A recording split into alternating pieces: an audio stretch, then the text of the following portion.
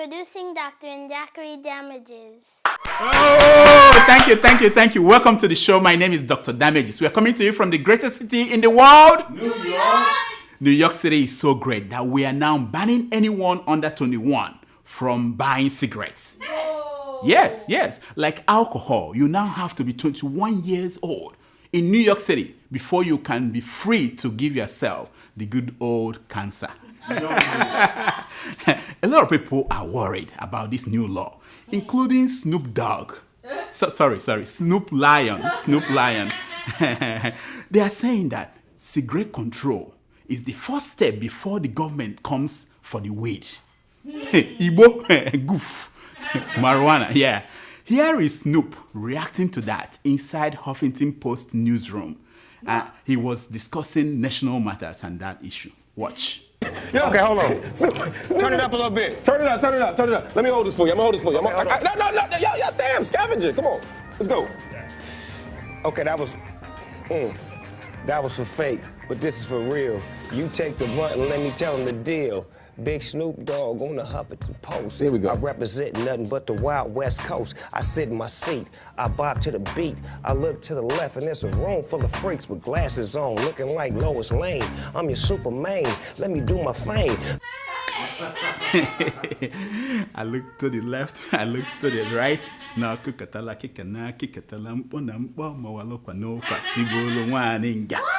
And I haven't smoked anything yet. Imagine when I smoke.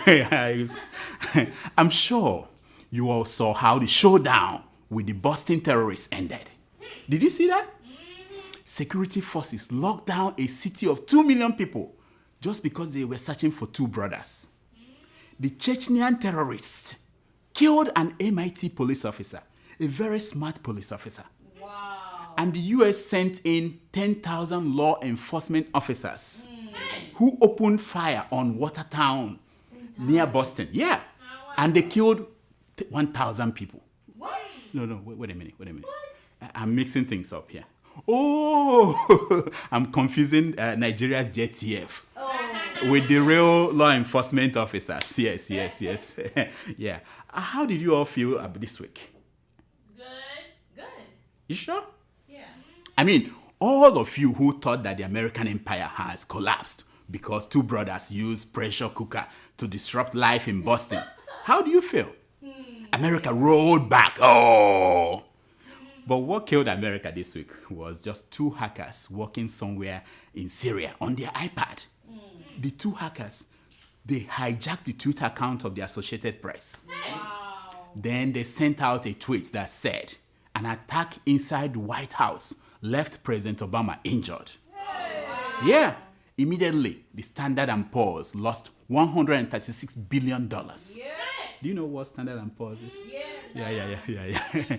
It wasn't because traders were afraid of Obama that he might not survive. No. They were afraid that Joe Biden may have to run America for a few hours while Obama undergoes surgery. Talking about presidents, all American living presidents, they went to Dallas this week for the opening of President George W. Bush's presidential library. Wow. Oh, they were all there. Jimmy Carter, George H. Bush, Bill Clinton, and the current president, Barack Obama. There was a funny moment when President Clinton asked to see President George Bush's papers. You know, he wanted to see that Monica Lewinsky's papers that he forgot at the White House. Yeah. Bush laughed and said to him, "Look, my man, this is not that kind of a library. Here we carry only picture books and video games." The presidents, they spent some time in private discussing national issues like immigration, guns, and roses. They disagreed on several things. The only thing they all agreed on was where should President Obama build his own presidential library? And they all said the same thing, Nairobi, Kenya. Before I continue, I wish to use this opportunity to apologize to all Kenyans for comparing their newly elected president, Uhuru Kenyatta, to Nigeria's own Goodluck Jonathan. What? I have since realized that it was so wrong. I must have smoked something though that day. I think so. Yeah. Now, here is the video that convinced me. Watch. This evening, His Excellency the President is going to make a statement to the country on the subject that is pregnant. And after his statement, we are going to take a few questions just to clarify or whatever other clarifications you may need. Yeah. Wait a minute. So African presidents can make statements to their citizens? Yeah? The Vice President Williams said that the president will speak on a subject that is pregnant. Hey. Does it mean that we Nigerians do not have a pregnant subject? Eh? All right. All right. And the president is going to take questions. Hey. No way. Questions from this pool of reporters you're seeing. These are not selected reporters. And they don't have pre-approved questions. Okay. I'll take it in. Let us listen to the president himself. Watch. As you are all aware, the Appointments Committee has now been approved by Parliament, and in accordance with our Constitution and law, it is necessary that I forward the names of our Cabinet nominees to Parliament for their approval. If you drop President Jonathan in a setting like this, faced by this pool of reporters, trust me, the man will pee in his pants. Oh, you think I'm way out of line? Eh? You think I am not being fair to President Jonathan? Well, I had to search far and wide before I discovered the first and only time President Jonathan had a press conference like this one. Mr. President, excuse me. Mr. President, were you scared by the news that Babangida, Atiku, Abu Salami, Chiroma, and other northern heavyweights were holding secret meetings to discuss how the North should react to your presidency? Heavyweights? Those men are more like deadweights. Do you know how much my wife weighs? When she climbs the scale, the machine says, "One person at a time, please." No, not that one. What's wrong with you? Go to the other one, the one he had in Rwanda. Yes, that one, yeah. It was a joint press conference with President Paul Kagame. Yeah, President Jonathan's body language at the press conference shows that he didn't want to be there. In fact, I was told that the Rwandan president assured him that the local media will be gentle. And in any case, he will help him out when he needed him. Like here, where President Kagame helped to remind President Jonathan that the place he visited in Israel, what is called, watch. Like I was told Mr. President, when I visited Israel, and I visited the Holocaust Museum.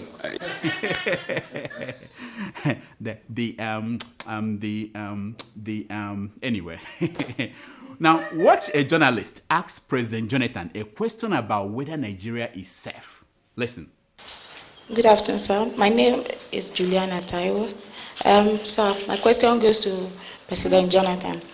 Sir, how will you assure investors Nigeria is safe when you had to host the independence celebration at the presidential villa, not the traditional Eagle Square? Now, let's hear the president's answer, our own president, Goodluck Jonathan. Watch. Nigeria is very safe. Only, was it Monday that I received Bill Gates? Or it was Tuesday or Monday? Yes, this week. I received Bill Gates, one of the, if not the richest, one of the richest people in the world. So if Bill Gates, who is so rich, could come to Nigeria and move freely, that tells you that Nigeria is safe. Yes. If Bill Gates can come to Nigeria and walk around, that tells you that Nigeria is safe. That's his answer. So let me ask you, so what does Kim Kardashian's coming to Nigeria mean?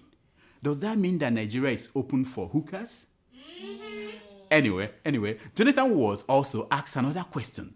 Another serious question. Watch. Your Excellency, the Nigerian President, my name is Elizabeth Achibong. You've just visited the Memorial Center. We'd like to know what your impression is and what you think Nigeria can actually learn from the Rwandan experience. Yes, Mr. President, what is your impression of the Genocide Museum? And what do you think Nigeria could learn from it? That's the question. Let's hear the answer. I just mentioned that I visited the Memorial Center. What you observe, naturally, the genocide is a part of the ugly history, not just of Rwanda, but that of Africa, and indeed the world. Because when during that period, the United Nations plays some role and other people. But this is not a period to apportion blames. Just like you put it, what do we learn? Not just Nigeria. And even my remarks there, as if you read my mind. Jonathan, come on, go ahead. I don't know about you, but I am exhausted just listening to his answers. But I also learned something very important about President Jonathan watching that particular press conference. You know, recently he reacted to the US charge that corruption is massive under his presidency by saying that corruption in Nigeria was exaggerated. When 185 people were killed in Baga, Jonathan came out also to say that the figure was exaggerated. Nigerians are now saying, why does he keep saying everything is exaggerated? Why? Well, I saw the answer in this press conference. You know, it started then. He was worried about something. Watch. If you go to the left, people will ask, why do you go to the left? If you go to the right, they will say, why do you go to the left? If you stay at the center, they will say, question you. Yes, the man got tired of going to the left, going to the right, going to the center. He just said to himself, look, let me just say it's exaggerated. Now, that is the price we must pay for laughing at him when he made this or that comment. Watch. That is not correct. That is not correct. That is not correct. That is not correct. He would have preferred to just say that is not correct. But all of you were making fun of him. So now he has to say that everything is exaggerated. Now, for those of you who do not know the difference between what is normal and what is exaggerated, now here are the differences. This is normal. When Nigeria is working, we will all know. Now, this is an exaggeration. 50 years after independence, we're still talking about zoning. Is reflective of the fact that Nigeria still wallows in a state of medicinal statism, cankerous tribalism, ethnocentric chauvinism, syphilitic parochialism, epileptic nepotism, catalyptic barrackboism, and state brigandage. This is normal. Now, this is an exaggeration. Okay. This is normal. Mama Kizzy, she was crying when her baby girl was getting married. Now, this is an exaggeration. They no see me, just like you. Show you wanna test my ride. I am testing, like you. Show you wanna take a ride. I beg. Show me the picture of the sugarcane baby. Yeah, that one. Waka. Show me sugarcane baby, not that one. Yeah, sugarcane baby. And she fell in love with a crazy guy. Yeah. Sugarcane baby. Ta-da-da-da-da-la-la-la-la. Are you going away? Ta-la-lam. Yeah. In show business news, the man who plays a pastor at Sign Fireman Miracle Crusade, Mr. Sign Fireman, is getting married tomorrow. Yeah, congrats. No, I wasn't invited. The marriage will take place at his church. As the general overseer of the church, he will be the presiding pastor. Yeah. There is no word on who the lucky woman is. All we know is that the woman will wear a yellow wedding gown. The cake will be yellow. And all the invited guests, when they go home, they will go with yellow fever. Yellow fever, you are going home with yellow fever. Members of the church are wondering, who is this woman? How did they meet? Now this may help. Watch. I read to get money. I read to get money. I read to get money. I read to get money. I read to get money. Sister, this week I read to get money. I read to get money. I read to get money. I read to get money. I read to get money. I read to get money. I read to get money. I read to get money.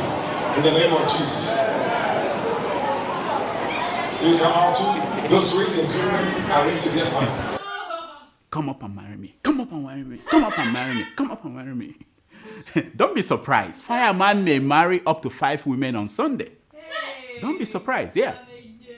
Now, here are the stories making headline news across Nigeria. We want amnesty. Niger Delta oil bunkerers tell federal government. Wait a minute. How many people have they killed? How many? Please. We must not cheapen this amnesty. There should be no amnesty for riffraffs. If we don't set standard now, very soon President Jonathan will ask for amnesty. Yeah? Try Wazurike for treason. Face hell, say Igbo activists. Now wow. Now one in be this one on a joke. Who listens to those people who do not speak with bombs? Who? Look, these people. This is not your grandfather's Nigeria anymore. If you want to be hard, you have to speak with bomb. Hey! Boko Haram is diabolic and must be flushed out, says Sheikh Gumi. If you feel as if you are seeing double, yes, you are. All I'm saying is that if na me talk am now, my relatives go begin to cry. Yeah. Guess what made Rocha Sokorocha, the governor of Imo State, to abandon his first-class hospitals in Imo State to seek treatment at a London hospital? You know what? White nurses. Night nurse, only you alone can quench this your thirst. Oh, my white nurse. That's you, yeah. Benue State Library in Makurdi made its last book purchase 22 years ago. 22 years ago. So why is it still called a library? Especially when it does not have a copy of Children of a Retired God. I live on charity, says Dr. Joseph Wyax. This man. You should be happy that charity allowed you to come near her, considering how you treated her as Senate president. You think we've forgotten? No. We still know. Yeah. APC copied our manifesto, says PDP. And so, when did the groom start complaining that the best man is wearing the same tuxedo? When? What's the problem? Okay, next generation must take Nigeria to the moon, says President Jonathan. Please don't make me laugh. Do you have to take this search for electricity that far? Isn't there a closer place to find electricity, Jonathan? Must we go to the moon? Anyway, it takes me 3 hours to dress up, says actress Dabota Lawson. 3 hours. Who cares? Who cares? I checked with men, and they all agree, everybody, we all agree that as long as it doesn't take you 3 minutes to get them off, we are okay. Because he leaves us with only 2 minutes to finish up. 2. It's time for your email. Yeah. A love letter, wadada, love letter, wadada, hey. It's time for your email. So what do we have today? Okay, our first email is from Jude in Sweden. He writes, "Hello, Dr. Damages. I love that girl, the registered nurse that does the program with you. Please, can I get her contact? I want to marry her. Chai. That girl is so hot, she burnt my laptop. Please send me her name and contact." That's you. What? He was talking about you? I guess Ah, Mr. Man, what's his name again? Jude? Jude, Jude. yes. When did people in Sweden start talking wana? What is that about? I think you have been listening to too much ABBA music. Do you really want to marry? Sorry, I have a boyfriend. She said it. Our second email is from Aisha in Abuja. She writes, "Hello, Dr. Damages. Your last episode was really funny, especially the Ngozi song. I have been replaying it. What's the name of the song? I want to download it and laugh. You are supposed to dance to the song, just like Keeping It Real dance to My Oga at the top." Aisha. What are you saying? Are you saying that the other episodes were not funny? If not that I like you, I foretell you the same thing I told Oprah yesterday when she made a similar statement. Anyway, the last time I danced, there was a total eclipse of the sun. So you don't want to see that again. It scared Danjuma so much that he brought out his gun and started firing in the air, screaming, "The Biafrans are here! The Biafrans are here!" Next. Our third email is from Pulo from an undisclosed location. He writes, "Hi, Dr. Damages. In your last episode 85, you made it known the desire to get rid of your extra tummy in the next U.S. marathon, right? Are you serious with wanting to get rid of your extra abdomen? Okay. My friend, eat cassava bread. It will do you magic." Look here, Pulo. No be today I started to eat that cassava bread. It hasn't worked. You know the work. You want proof? Watch.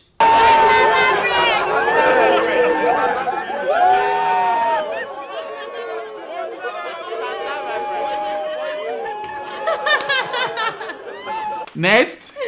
Our third email is from Benga. He writes, "Dear Dr. Damages, thank you for acknowledging my last email. The web is so funny these days with the news on all sorts of weird research studies, making me think of quitting my clinical job and taking up laboratory work. The Australian study showing that women are more attracted to men with big penises. I would like $1 billion to disprove the hypothesis. So is that what all these women on Adeola hope will wait for every night? I don't..." Gwenga, don't buy the hype.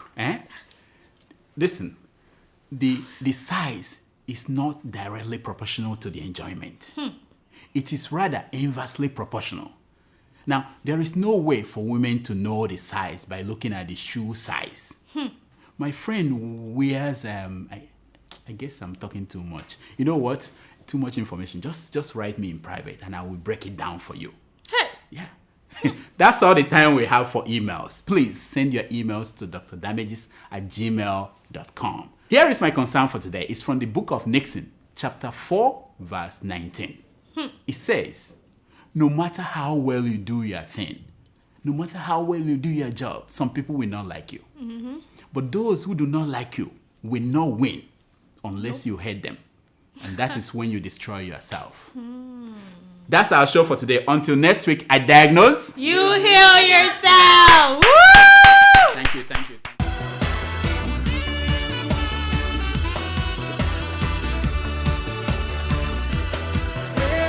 I'm on the rock, and then I take a stop.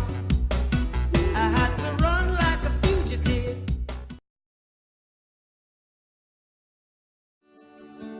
Welcome to Forstview Luxury Hotel. At Forstview Luxury Hotel, we offer excellent service. Our rooms have all the necessary facilities to make your stay comfortable and memorable. You will also have access to internet service, breakfast, 24-hour power supply, full air condition, free international calls, free tire pumping service, and free car battery charge. So what are you waiting for? Quickly visit Forstview Luxury Hotel. We are located at number 1 Adeola Mishile off Raji Rasaki Road, First Estate, Amuwo, Odofin Stack, Lagos. For more information or reservation, please call us on 08075787135 or 08099900601. You can also take advantage of our online ongoing promo at www.forceviewhotel.com to make your reservation and payment for your favorite room, which attracts a discount rate. Please note, rooms are reserved based on first come, first serve. Forstview Luxury Hotel. Experience the home of comfort. They come.